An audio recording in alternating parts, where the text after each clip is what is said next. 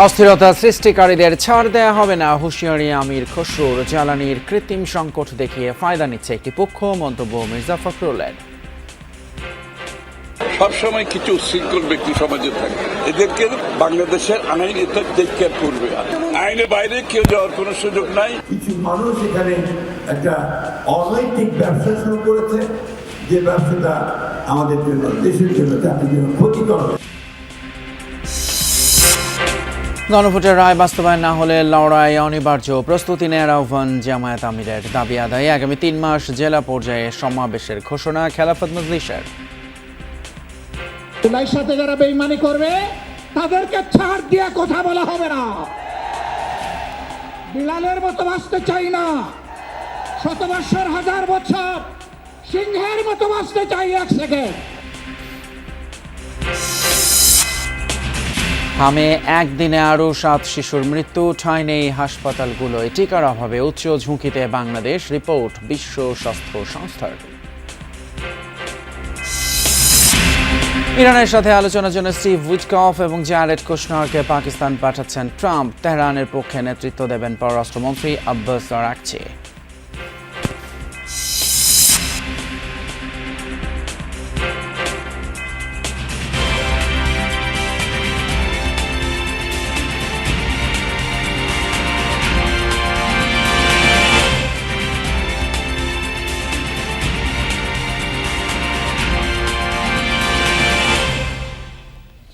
সবাইকে আমন্ত্রণ যমুনা নিউজে। আপনাদের সঙ্গে আছি আমি ফয়সাল তুমি এতক্ষণ শিরোনামগুলো দেখলেন।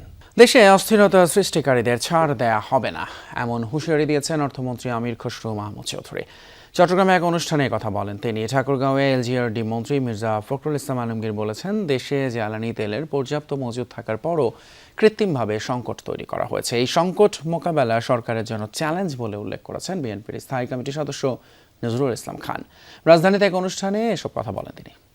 চট্টগ্রাম বিশ্ববিদ্যালয়ে সরস্বতী জ্ঞান মন্দির উদ্বোধন করেন অর্থমন্ত্রী আমির খসরু মাহমুদ চৌধুরী। সেখানে তিনি বলেন, আওয়ামী লীগ সরকারের সময় $230 বিলিয়ন লুট হয়েছে, ফলে দেশে অর্থনৈতিক সংকট তৈরি হয়েছে। জ্বালানি সংকট ও লোডশেডিং এর ভোগান্তির কথাও স্বীকার করেন মন্ত্রী। সমস্যা নেই কথাটা বলার কোনো সুযোগ তো নাই, সমস্যা তো দেশের বাইরে। এই বাইরে আমাদেরকে ম্যানেজ করতে হচ্ছে, যেটা খুব কঠিন কাজ। জনগণের সমর্থনে আমাদের একটা ম্যানেজমেন্ট যেভাবে করছি, এই পর্যন্ত তেমন কিছু বড় কিছু সমস্যা হচ্ছে না। এ সময় অর্থমন্ত্রী হুঁশিয়ারি করেন, শিক্ষাঙ্গন অস্থিতিশীল করার চক্রান্তে জড়িত কোনো শক্তিকে সরকার ছাড় দেবে না। এগুলো সমাজে কিছু উচ্ছৃঙ্খল, এটা দল বলে কিছু নেই, সবসময় কিছু উচ্ছৃঙ্খল ব্যক্তি সমাজে থাকে, এদেরকে বাংলাদেশের আইন এটা টেক কেয়ার করবে। আপনার নিশ্চিন্ত থাকতে হবে, আইনের বাইরে কেউ যাওয়ার কোনো সুযোগ নাই। সারা দেশে সৃষ্ট জ্বালানি সংকটকে কৃত্রিম বলে আখ্যা দিয়েছেন এলজিআরডি মন্ত্রী মির্জা ফখরুল ইসলাম আলমগীর। ঠাকুরগাঁওয়ে তিনি বলেন, সরবরাহে কোনো ঘাটতি নেই। এই সমস্যাটা তেল কমের জন্য নয়, সরবরাহ কমের জন্য নয়, এই সব সমস্যাটা কিছুটা হচ্ছে তৈরি করা। দুঃখজনকভাবে কিছু মানুষ এখানে একটা অনৈতিক ব্যবসা শুরু করেছে, যে ব্যবসাটা আমাদের জন্য, দেশের জন্য, জাতির জন্য ক্ষতিকর হয়েছে। ইসরায়েল ইরান যুদ্ধের কারণে জ্বালানি সংকট বর্তমান সরকারের সবচেয়ে বড় চ্যালেঞ্জ বলে মন্তব্য করেছেন বিএনপির স্থায়ী কমিটির সদস্য নজরুল ইসলাম খান। নয়াপল্টনে কেন্দ্রীয় কার্যালয়ে এক সংবাদ সম্মেলনে তিনি বলেন, এই সংকটের কারণে সরকারের অনেক উন্নয়নমূলক কর্মকাণ্ড বাধাগ্রস্ত হচ্ছে। এই সরকার ক্ষমতা আসার পরে এই যে ইরান, ইসরায়েল, আমেরিকার যে যুদ্ধটা, এটা তো স্বাভাবিক ছিল না, এটা তো প্রত্যাশিত ছিল না আর কি। কিন্তু এই সরকারের জন্য সবচেয়ে বড় সংকটের কারণ হয়ে দাঁড়িয়েছে এটা, যেটার ব্যাপারে সরকারের কোনো হাত ছিল না। এটা আন্তর্জাতিক একটা ঘটনার প্রেক্ষিতে একটা বড় সংকট হয়ে গেছে, যেটা আমাদের বহু উন্নয়ন প্রচেষ্টা কিছুটা হলো বিঘ্নিত করেছে, বাধাগ্রস্ত করেছে। তিনি জানান, 1 মে নয়াপল্টনে শ্রমিক দিবসের সমাবেশ করবে বিএনপি। মাননীয় প্রধানমন্ত্রী জনাব তারেক রহমান সাহেব, বিএনপির চেয়ারম্যান, তিনি এই অনুষ্ঠানের প্রধান অতিথি হিসেবে অবস্থিত থাকবেন। সুমাইয়া ঐশী, যমুনা নিউজ, ঢাকা। জুলাই সনদ এবং গণভোটের রায় বাস্তবায়ন না হলে জনগণকে অনিবার্য লড়াইয়ের প্রস্তুতি নেয়ার আহ্বান জানিয়েছেন সংসদের বিরোধী দলীয় নেতা এবং জামায়াতের আমির ডক্টর শফিকুর রহমান। বিরোধী দলীয় চিফ হুইপ নাহিদ ইসলাম অভিযোগ করেন, সরকার বারবার কথার বরখেলাপ করছে। সোহরাওয়ার্দী উদ্যানে বাংলাদেশ খেলাফত মজলিসের সমাবেশে দলটির আমির আগামী ৩ মাস জেলায় জেলায় নাগরিক সমাবেশের ডাক দেন, আর 5ই আগস্ট ঢাকায় হবে গণমিছিল। গণভোটের রায় এবং জুলাই সনদের পরিপূর্ণ বাস্তবায়নের দাবিতে সোহরাওয়ার্দী উদ্যানে বাংলাদেশ খেলাফত মজলিসের গণসমাবেশ। যোগ দেন 11 দলীয় ঐক্যের শীর্ষ নেতারা। শুক্রবার দুপুরে জুমার নামাজের পর সমাবেশে বক্তারা বলেন, সরকার বারবার কথার বরখেলাপ করছে। গণভোটের রায় বাস্তবায়ন না হলে আবারও রাজপথে নামার হুঁশিয়ারি দেন তারা। তারা যতদিন পর্যন্ত সংস্কার বাস্তবায়ন শেষ না করে ততদিন পর্যন্ত আমাদের রাস্তায় যে সংগ্রাম আমরা শুরু করেছি এটা অব্যাহত থাকবে। গণভোটের মাধ্যমে বাংলাদেশের মানুষ নতুন রাজনৈতিক বন্দোবস্তের যে ঘোষণা দিয়েছে, যদি সেই রায় বাস্তবায়ন করানো হয় আবার 71-এর মতো মুক্তিযুদ্ধ হবে। সরকার বারবার কথার বরখেলাপ করছে।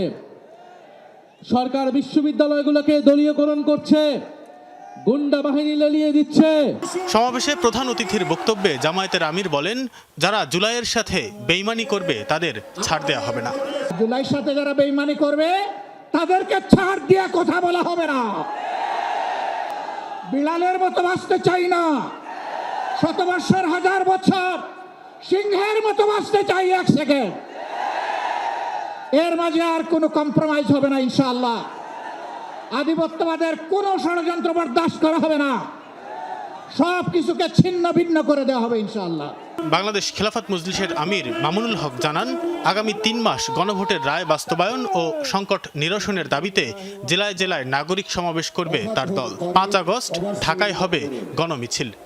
আগামী 3 মাস মে, জুন, রক্তাক্ত জুলাই বাংলাদেশের প্রতিটি জেলায় জেলায় গণভোটের রায় বাস্তবায়ন এবং দেশের অন্যান্য চলমান সংকট নিরসনের দাবিতে বাংলাদেশ খেলাফত মজলিস জেলায় জেলায় নাগরিক সমাবেশ করবার ঘোষণা দিচ্ছে।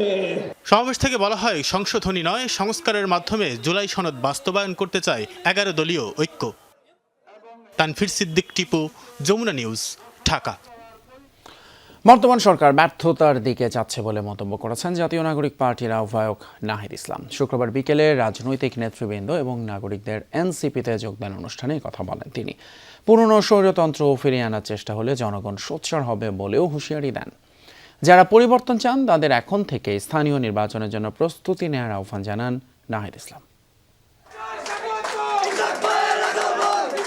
রাজনৈতিক নেতৃবৃন্দ ও নাগরিকদের অংশগ্রহণে জাতীয় নাগরিক পার্টি এনসিপিতে যোগদান অনুষ্ঠান।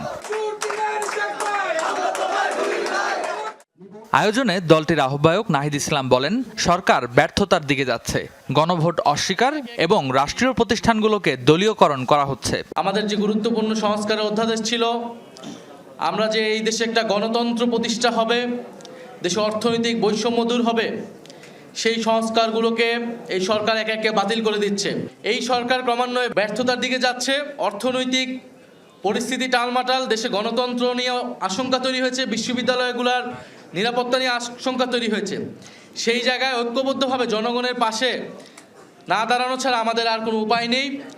অনুষ্ঠানে এনসিপিতে যোগ দেন যুবদলের বহিষ্কৃত নেতা ইসহাক সরকার সহ বেশ কয়েকজন। এ সময় তাদেরকে ফুল দিয়ে বরণ করেন নেতৃবৃন্দরা। বর্তমান শাসক গোষ্ঠী আবার সেই একই কায়দায় একইভাবে সেই ফ্যাসিবাদের ভূমিকা অবতীর্ণ হয়, তবে আমরা ইনশাল্লাহ আবার রাজপথে নেমে আসব। যদি কেউ ফ্যাসিবাদ আবার কায়েম করতে চায়, আমরা তাদের লেজ ধরে আবার টেনে পিছনে নিয়ে আসবো, যেভাবে শেখ হাসিনাকে। গণহত্যা ও ফ্যাসিবাদের সাথে জড়িত নয় এমন সবাইকে এনসিপিতে যোগ দেওয়ার আহ্বান জানান দলের মুখপাত্র আসিফ মাহমুদ সজীব ভুইয়া। সমাজের যারা গ্রহণযোগ্য ব্যক্তিত্ব আছেন কিংবা পূর্ববর্তীতে বিভিন্ন রাজনীতির সাথে জড়িত ছিলেন, ফ্যাসিবাদের সাথে জড়িত নয় এবং গণহত্যার সাথে জড়িত নয় এমন সকলকে জাতীয় নাগরিক পার্টিতে অংশগ্রহণের দাওয়াত দেওয়া এবং জাতীয় নাগরিক পার্টির সাংগঠনিক শক্তি বৃদ্ধিতে মনোযোগ দেওয়ার জন্য। যত ক্রাইসিসগুলো রয়েছে আমাদের গণতান্ত্রিক প্রক্রিয়ার উত্তরণের ক্ষেত্রে আমরা যাতে ঐক্যবদ্ধভাবে জাতীয় নাগরিক পার্টির নেতৃত্বে নিশ্চিত করতে পারি, সেই ব্যবস্থা ইনশাআল্লাহ আমরা বাংলাদেশের মানুষকে ফেরত দেব। এনসিপি নেতারা জানান, জুলাই অভ্যুত্থান থেকে গড়ে ওঠা দল হিসেবে এনসিপি এখন স্থানীয় পর্যায়ে নির্বাচনে অংশগ্রহণের প্রস্তুতি নিচ্ছে। নত জানু পররাষ্ট্রনীতি। রেদওয়ান আহমেদ, যমুনা নিউজ, ঢাকা। জ্বালানি তেল নিয়ে অনেকটাই স্বস্তি ফিরেছে রাজধানীতে। আগের মতো দীর্ঘ লাইন নেই ফিলিং স্টেশনে, পরিস্থিতি ধীরে ধীরে স্বাভাবিক হয়ে আসছে। চালকদের ভাষ্য, পাম্পে ঘন্টার পর ঘন্টা অপেক্ষার দিন শেষ। এখন তুলনামূলক কম সময়েই জ্বালানি তেল পাওয়া যাচ্ছে। তবে রাজধানীর বাইরে তেল সংগ্রহে জেলায় জেলায় ভিন্ন ভিন্ন পরিস্থিতির মুখোমুখি হচ্ছেন গ্রাহকেরা। রাজধানীর ফিলিং স্টেশনগুলোতে ধীরে ধীরে স্বাভাবিক হচ্ছে জ্বালানি তেল সরবরাহ পরিস্থিতি। বেশিরভাগ পাম্পেই নেই আগের সেই দীর্ঘ লাইন ও ভোগান্তি। চালকদের ভাষ্য, আগে যেখানে দীর্ঘ সময় লাইনে অপেক্ষা করতে হতো, এখন পাম্পে গেলেই অল্প সময়েই জ্বালানি তেল পাওয়া যাচ্ছে। না, অনেক কমছে, আগের চেয়ে অনেক কমছে। ফুয়েল পাস থাকাতে সুবিধা হয়েছে। এটা হওয়াতে আরো সবার জন্য সুবিধাই হয়েছে। আজকে 5:30টার সময় রওনা দিছি, এখন কেবল আর কি তেলটা নিলাম আর কি। সময়টা তো কমে আসছে, একটু কমছে আর কি, অনেকটাই একটু নিয়ন্ত্রণে আসছে আর কি। তবে ফুয়েল পাস ব্যবস্থা নিয়ে রয়েছে মিশ্র প্রতিক্রিয়া। কেউ বলছেন এতে শৃঙ্খলা ফিরেছে, আবার কারো অভিযোগ অনলাইন রেজিস্ট্রেশন প্রক্রিয়া জটিল। ফুয়েল পাসটা পারি না, বুঝছেন, এই জন্য আমি তারপর রিকোয়েস্ট করছি আজকে দেন, আমি এরপর চেষ্টা করব। এখানে আসার পরে সে জানতেছে যে ফুয়েল পাসের সারা দিতেছে না, কারণ আমার কাছে আছে বাটন মোবাইল। আমি যদি না পাই তাহলে তো আমার 2 ঘন্টা বৃথা হবে না। পাম্প সংশ্লিষ্টদের দাবি, ডিপো থেকে জ্বালানি সরবরাহ বাড়ায় পরিস্থিতির উন্নতি হয়েছে। এর আগে আমরা যা পাইতাম তার থেকে একটু বেশি দিচ্ছি। ওই হিসাবে করে এখন মানুষের যে চাহিদা ছিল, ওই চাহিদাটা একটু কমে আসছে। আশা করি আমাদের আশা ধারণা যে সামনে আর একটু কমে আসবে। সিরিয়াল থাকে 400-500, সেখানে এখন সিরিয়াল আছে 120 বা 30, আর গাড়ির সিরিয়াল থাকে 250-র মতো। এগুলা এখন আছে 40টা। তেল সংগ্রহে জেলায় জেলায় ভিন্ন ভিন্ন পরিস্থিতির মুখোমুখি হচ্ছেন গ্রাহকরা। জ্বালানি সংকটে রংপুর বিভাগের অনেক পাম্প এখনো বন্ধ রয়েছে। স্কিম বাড়িতে পানি দেবো শ্যালো দিয়ে, তার তেল বেরিয়েছি, তো আজকে বলে তেল নাই, বলে কালকে বলে তেল দিই। পাম্পে কোনোদিন তেল বন্ধ রাখে নাই, আজকে 2 দিন ধরে আমি এই পাম্পে, খাওয়া নাই দাওয়া নাই, পাম্পে পড়ে রয়েছি। আজকেও তেল পাই নাই, আগামী 27 তারিখে পাই কিনা তাও সন্দেহ আছে। জামালপুর ও শেরপুরেও একই চিত্র। তেলের জন্য এক পাম্প থেকে আরেক পাম্পে ঘুরছেন গ্রাহকরা। রাব্বি সিদ্দিকী, যমুনা নিউজ, ঢাকা। এদিকে মজুদের জন্য স্থানান্তরের সময় চট্টগ্রামে কর্ণফুলী নদীতে ট্রলার থেকে 1,500 লিটার ফার্নেস অয়েল সহ 8 চোরা কারবারিকে আটক করেছে কোস্টগার্ড। শুক্রবার রাতে কোস্টগার্ডের মিডিয়া কর্মকর্তা লেফটেন্যান্ট কমান্ডার সাব্বির আলম সুজন জানান, কর্ণফুলী নদীতে রাত 9টায় গোপন সংবাদের ভিত্তিতে একটি বিশেষ অভিযান চালানো হয়। এ সময় অয়েল ট্যাঙ্কার কিংফিশার 5 থেকে 1,650 লিটার ফার্নেস অয়েল এবং 8 চোরা কারবারিকে আটক করা হয়। কোস্টগার্ডের মিডিয়া কর্মকর্তা জানান, মজুদ প্রতিরোধে এই ধরনের অভিযান অব্যাহত থাকবে। ভুয়া এজেন্সির নামে ফতুল্লা ডিপো থেকে বিপুল পরিমাণ তেল পাচারের বিষয়ে যমুনা টিভির অনুসন্ধানী প্রতিবেদন প্রচারের পর নড়ে চড়ে বসেছে মন্ত্রণালয়। ঘটনা তদন্তে গঠন করা হয়েছে আলাদা 3টি কমিটি। এর মধ্যে মন্ত্রণালয় থেকে একজন নির্বাহী ম্যাজিস্ট্রেটের নেতৃত্বে একটি দল তদন্ত করছে। তারা ডিপো থেকে তেল সরবরাহের পুরো প্রক্রিয়া খতিয়ে দেখে মন্ত্রণালয়ে প্রতিবেদন দেবে। একই সঙ্গে মেঘনা পেট্রোলিয়াম লিমিটেড গঠন করেছে 3 সদস্যের তদন্ত কমিটি। আর বাংলাদেশ পেট্রোলিয়াম কর্পোরেশন বিপিসির পক্ষ থেকেও গঠন করা হয়েছে আলাদা তদন্ত কমিটি। এর আগে যমুনার অনুসন্ধানে উঠে আসে লাইসেন্স ভাড়া নিয়ে বেনামি এজেন্সির মাধ্যমে একটি চক্রের প্রতিদিন প্রায় 9 থেকে 22,000 লিটার তেল সরবরাহের চিত্র। রেশনিং ব্যবস্থা চালু থাকলেও নিয়মিতভাবে এসব বেনামি প্রতিষ্ঠানে তেল সরবরাহ করা হচ্ছিল। নিষিদ্ধ ঘোষিত একটি উগ্রবাদী সংগঠনের সম্ভাব্য নাশকতা পরিকল্পনা ঘিরে দেশের গুরুত্বপূর্ণ স্থাপনাগুলোয় নিরাপত্তা জোরদারের নির্দেশ দেওয়া হয়েছে। সম্প্রতি পুলিশ সদর দপ্তর থেকে রেঞ্জ ডিআইজি, মেট্রোপলিটন কমিশনার এবং সব জেলা পুলিশ সুপার সহ পুলিশের সকল ইউনিটকে নিরাপত্তা জোরদারের নির্দেশ দেওয়া হয়। চিঠিতে বলা হয়, সম্প্রতি গ্রেপ্তার হওয়া উগ্রবাদী সংগঠনের সদস্য ইস্তিয়াক আহমেদ সামি ওরফে আবু বক্কর ওরফে আবু মোহাম্মদের সঙ্গে একটি বাহিনীর চাকুরিচ্যুত 2 সদস্যের নিয়মিত যোগাযোগের তথ্য পাওয়া গেছে। চক্রটি জাতীয় গুরুত্বপূর্ণ স্থাপনা, জাতীয় সংসদ ভবন, আইনশৃঙ্খলা রক্ষাকারী বাহিনীর স্থাপনা ও সদস্য, ধর্মীয় উপাসনালয়, বিনোদন কেন্দ্র এবং শাহবাগ সহ গুরুত্বপূর্ণ এলাকায় হামলার পরিকল্পনা করতে পারে। বোমা বিস্ফোরণের পাশাপাশি দেশীয় ধারালো অস্ত্র বা আগ্নেয়াস্ত্র ব্যবহার করেও হামলার আশঙ্কা রয়েছে। এছাড়া তারা বিভিন্ন বাহিনীর অস্ত্রাগারে হামলার পরিকল্পনাও করে থাকতে পারে বলে গোয়েন্দা তথ্যে ইঙ্গিত রয়েছে। আইনশৃঙ্খলা বাহিনীর মতে সংশ্লিষ্টরা দেশের সার্বিক নিরাপত্তার জন্য উচ্চ ঝুঁকিপূর্ণ। সংশ্লিষ্ট কর্তৃপক্ষকে গুরুত্বপূর্ণ স্থাপনাগুলোর নিরাপত্তা জোরদার, নজরদারি বৃদ্ধি এবং সন্দেহভাজনদের বিরুদ্ধে আইনানুগ ব্যবস্থা নেওয়ার নির্দেশ দেওয়া হয়েছে।